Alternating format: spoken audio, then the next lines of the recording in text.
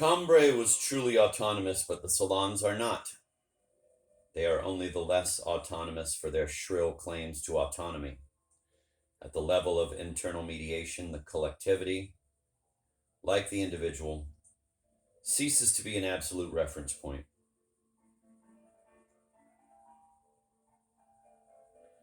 The salons can now be understood only by contrasting them with rival salons,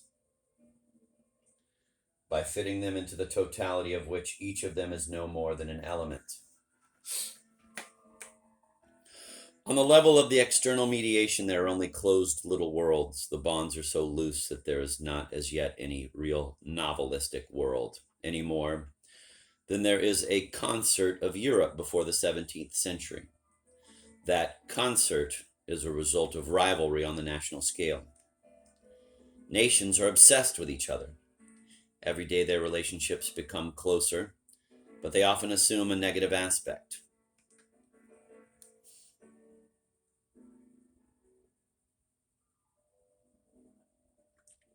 Just as individual fascination gives birth to individualism, so collective fascination spawns a, quote, collective individualism, end of quote, which is called nationalism and chauvinism.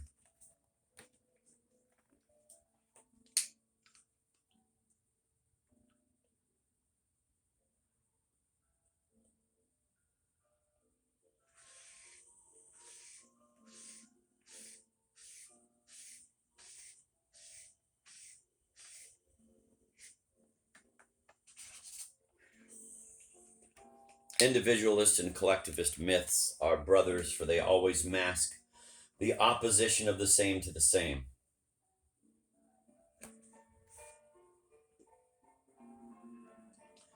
The desire to be among one's friends, just as much as the desire to be oneself, hides a desire to be the other. The small, closed worlds are neutral particles which have no action on each other. The salons are positive and negative particles which both attract and repel each other, like atomic particles. There are no more monads but semblances of monads which form one vast closed world. The unity of this world, as coherent as that of Cambrai, is based on an inverse principle.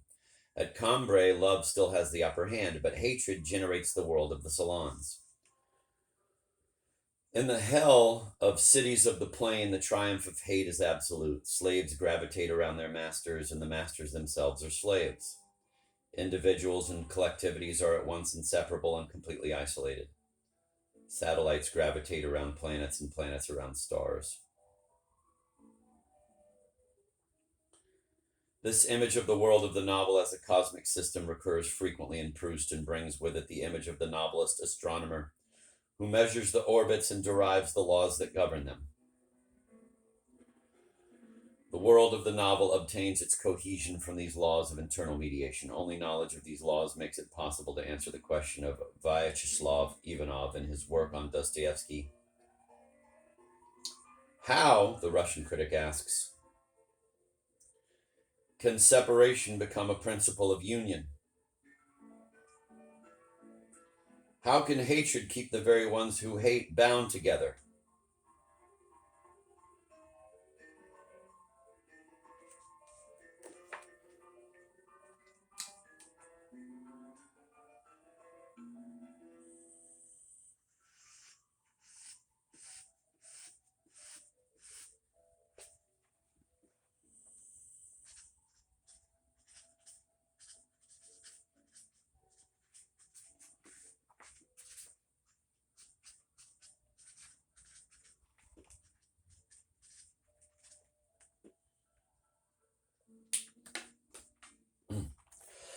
The movement from Cambrai to the universe of the salons is continuous with no perceptible transitions. The opposition between external and internal mediation is not an opposition between good and evil. It is not an absolute separation.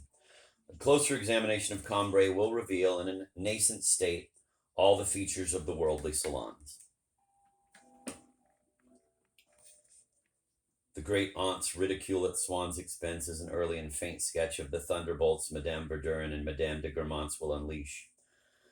The petty persecutions endured by the innocent grandmother prefigure the cruelty of the Verdurins towards Seniette and the frightful coldness of Madame de Guermantes toward her great friend Swann.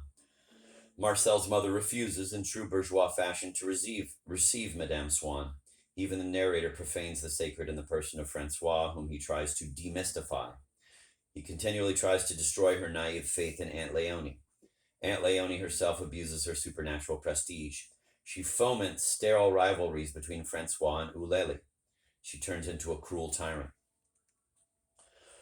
The negative element is already present at Cambrai. Thanks to it, the closed little world is shut up in itself. It secures the elimination of dangerous truths. This negative element grows gradually larger and ends by devouring everything in the worldly salons. And as usual, this negative element is rooted in pride and its mediated desire. Pride prevents the great aunt from perceiving Swann's social position. Pride prevents Marcel's mother from receiving Madame Swann. This is but a nascent pride, but its essence will not change from one end of the novel to the other. It has scarcely started on its destructive work. But the decisive choice has already been made. The seed of cities of the plain can already be found in Cambrai. All that is necessary to move from one university to the other is to give in to the incline of the slope, to that movement which increases steadily and takes us ever further from the mystic center. This movement is almost imperceptible in Aunt Leonie stretched out in her bed. It becomes more rapid in the child who gazes too hard at the gods of Cambrai and prepares to succumb to every kind of exoticism. What is this center which is never reached, which is left further and further behind? Proust gives no direct answer, but the symbolism of his work speaks for him and sometimes against him. Cambrai's center is the church, epitomizing the town, representing it, speaking of it, and for it to the horizon. At the center of the church is the steeple of St. Hilary, which is for the town what Leonie's room is for the household. The steeple, quote, shaped and crowned and consecrated every occupation, every hour of the day, every point of view in the town, end of quote. All the gods of Cambrai are assembled at the foot of this steeple. Quote, it was always to the steeple that one must return, always it which dominated everything else, summing up the houses with an unexpected pinnacle, raised before me like the fingers of God, whose body might have been concealed below among the crowd of human bodies without fear of my confounding it, for that reason, with them. The steeple is visible everywhere, but the church is always empty. The human and earthly gods of external mediation have already become idols. They do not fall in line vertically with the steeple, but they always remain near enough to it so that one glance can encompass Cambrai and its church. The nearer the mediator comes to the desiring subject, the more remote transcendency becomes from the vertical. It is deviated transcendency at work. It drags the narrator and his novelistic universe further and further from the steeple in a series of concentric circles entitled Within a Budding Grove, The Guermantes Way, Cities of the Plain, The Captive, and The Sweet Cheat Gone. The greater the distance from the mystic center, the more painful, frenzied, and futile becomes the agitation until we arrive at the past recaptured, which reverses this movement. This double movement of flight and return is prefigured in the evening pursuits of the crows of St. Hilary. Quote, from the tower windows, the steeple, released, it let fall at regular intervals flights of jackdaws, which for a little while would wheel and caw as though the ancient stones which allowed them to sport thus had never seemed to see them, becoming of a sudden uninhabitable and discharging some infinitely disturbing element, had struck them and driven them forth.